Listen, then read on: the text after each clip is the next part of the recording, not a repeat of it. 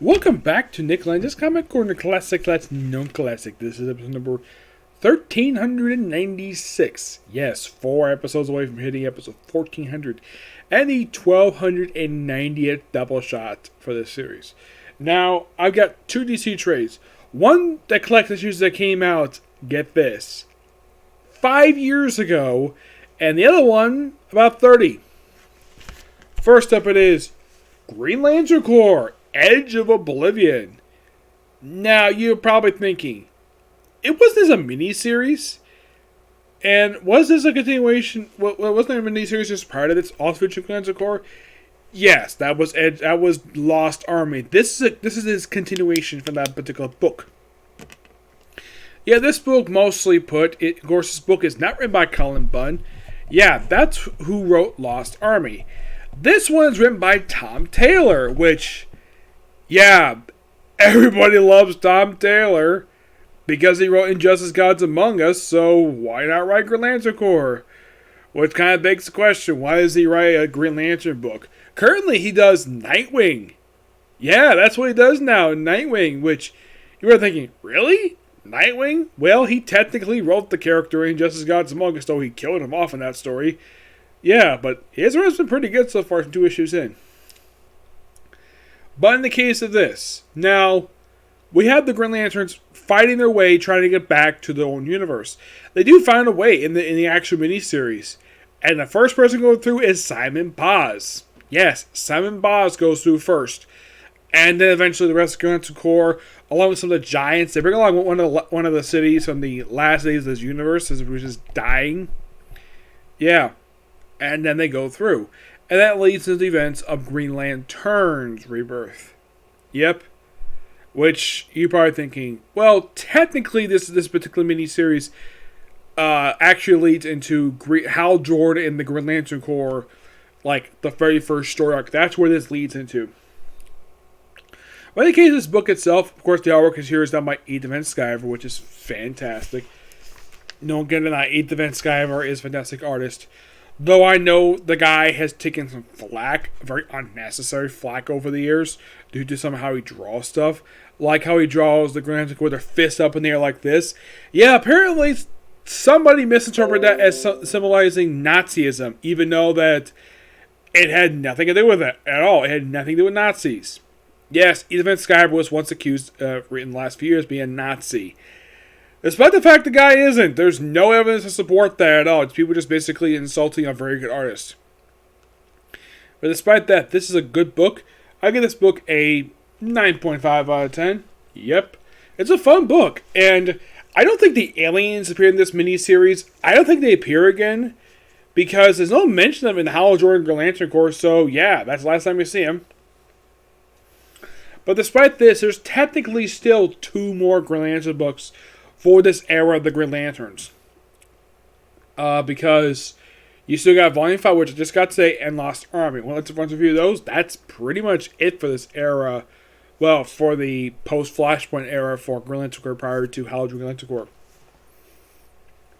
Alright, moving on to Robin Volume 3 Solo. Excuse me. This book collects the first 5 issues of Robin Volume 4. Well, technically, for some reason, they refer to us as Volume 2, even though technically it's Volume 4, because this is the 4th number 1. And the new number 1 was actually released recently by Josh Remsen. This doesn't feature Tim Drake. It features Damian Wayne, which I like that book. This book also contains the first 2 annuals. Yes, the first 2 annuals for Robin, along with 4 issues of Showcase. 93 issues 5 through 6, and 11 and 12. Now, the first thing we open this book up, the first thing you see is it Robin number 1? No, it's the very first annual for Robin.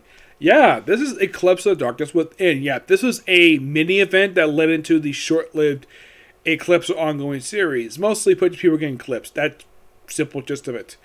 And this is not written by Chuck Dixon. Nope, Chuck Dixon has nothing to do with this book at all. Yeah, this book here, it's done by Alan Grant and John Wagner. Now, anybody could tell that's Tim Drake as Robin, and you're probably thinking, who the heck is this guy? That is Anarchy. Yes, he's a character created by Alan Grant, he uses him a lot of his stories. Yep. That's simply who the guy is. And apparently this came out, like, before the start of the Robin ongoing series, which I thought that was kind of weird. Yeah. It's a very interesting tale. It does deal with loosely what's going on in the pages of Batman, mostly with Nightfall. Yep. And then we deal with Showcase, which is basically a lot of solo Robin work, with basically Robin interacting with Jim Gordon with no Batman around. These stories, I believe, are done by... Let's see. I think they're done by Doug Moak. Let's see. Yeah, Doug Moak writes these stories, which I like. You're probably thinking, wow, that's interesting. Doug Moak writes Robin? Yeah, he writes all the Robin stories in here. Yep, it's a good solo stuff for him before the start of his ongoing series. And I think it was really good. I thoroughly enjoyed it. We also have Nightwing in his 90s attire, his early 90s attire, before he got to the more traditional Nightwing outfit that he wore for a long time. And then comes this, the second era for Robin, Bloodlines. Chuck Dixon hates this storyline. Yeah, he thought this was the worst thing DC come up in the 90s.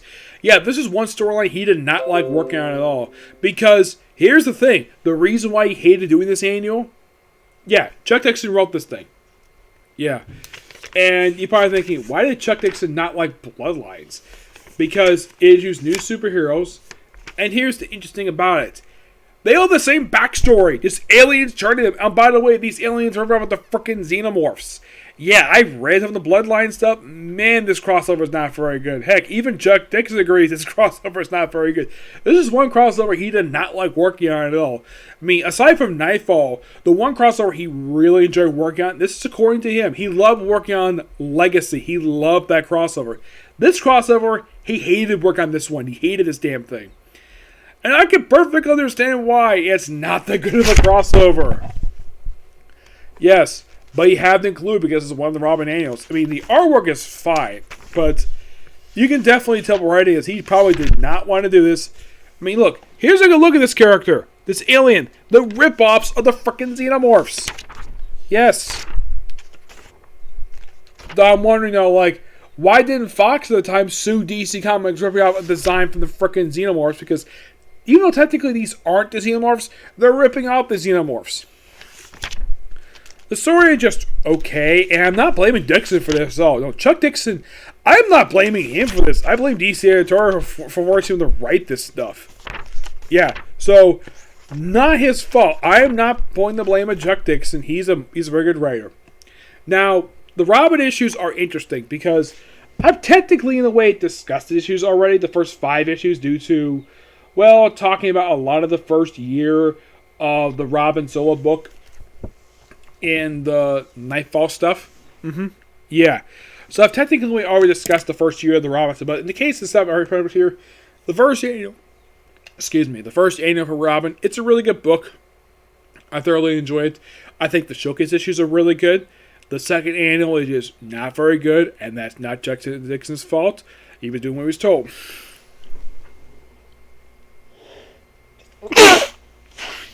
Now, I should point out something about the annuals. If you look at any annual that came out in the 1980s for DC Comics,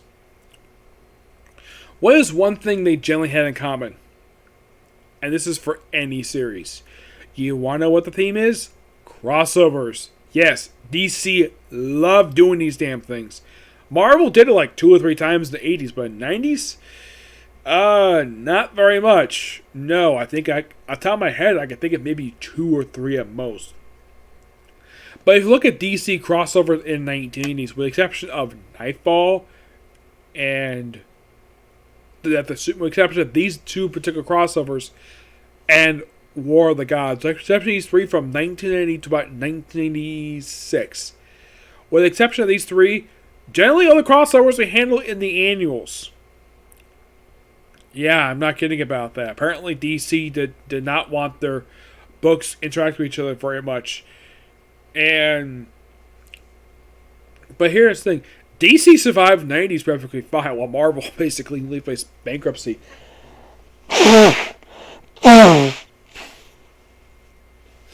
Because of the speculator boom. Now, Bloodlines did lead to something. A miniseries. Yes, it led to a miniseries. Plus, a bunch of other, like, short-lived series that lasted for, like, a year. Oh, I'm not joking about that. Yeah, it led to, like, New Blood stuff. I think, like, the only book that managed to last longer than anything else was Hitman. Yeah, and these are the books that this book came out with. Yep, Anma, Blood Pack, Gunfire, well, Hitman, obviously, Loose Cannon, Cyber Rats, Scare Tactics, Sovereign 7. Yeah, these were the comics that came out after the events of Bloodlines. A not very good crossover, mind you. Oh yeah, this was not very good. Yeah, this basically was an overblown crossover. At least Eclipse of Darkness, at least that was an interesting crossover. I like that one. Yes, DC decided to remake this crossover for the New 52, where it crossed over these 3 books, and these books made no sense basically become part of this particular story, especially as these 3 books had nothing to do with Calypso. Catwoman, All-Star Western, and I think it was like Secrets, I think it was Team 7. Yeah, for some reason, these 3 books just had to be part of this crossover. For some strange reason, I don't know why. But chronologically, it was All-Star Western first, then it was Team 7, because that took place about several years prior to present day, and then Catwoman. Yeah. Now, oddly enough, now in the case of the Robin issues, one thing interesting though about these issues, I forgot to mention here, is that starting with, I think it's like issue 2 or 3, I think it's issue 3, after something interesting though, we have a debut of Spoiler. Yes, Spoiler. Yeah, I think she made a debut in issue 3. Yes. Now, yeah, issue 3 had nothing pretty much to do with Nightfall. Yeah, it had nothing to do with it at all. Now, the thing with Spoiler is, like, here's Spoiler at the end of issue 3. That's her debut. Just meeting Robin for the first time. And also, at the end of issue 5, get this. Robin kissed Spoiler. Yep, he kissed her. Oh yeah, here's her father. And you're probably thinking, that's her father? Who the heck is this guy? That's the Clue Master. Yep. One guy referred to him as, I think it was in Batman Eternal. I think it was, what was his name? He was dating Barbara Gordon in the current Bat book. Oh yeah, he referred to him as, actually wasn't him, it was the crooked internal affairs guy. He referred to him as a low-rent Riddler. I'm not kidding about that. That is how Scott Snyder wrote that guy. Yeah, it was Forbes. Yeah, this guy himself was a very terrible character. And it's strange, though, they got rid of him off screen. They just simply arrested him. He was crooked anyways. And it just didn't really go anywhere with it. Yeah. Oh, yeah. And the artwork in this stuff. The cover art for the trade, that's done by Tom Grummett and Scott Hanna, who was the inker here. Now, the interior artwork is done by Tom Grummett. The late Tom Lyle, he actually passed away, I think it was just a year, I think it was last year, I think it was. Karen Doyer and Bob McLean. Yeah, the same guy behind New Mutants basically worked in this book. Yep. By the way, I give this book roughly a 9 out of 10. It's a great book. Okay, so that's it for Singular View. Now, yes, today I'm going to be officially starting Our Crusade or A New World. Yes, I'm starting that today. I'm going to do 2 more videos, and it'll be on Doctor Who. Yes, you'll find out what I'm talking about, okay? Next video. Bye.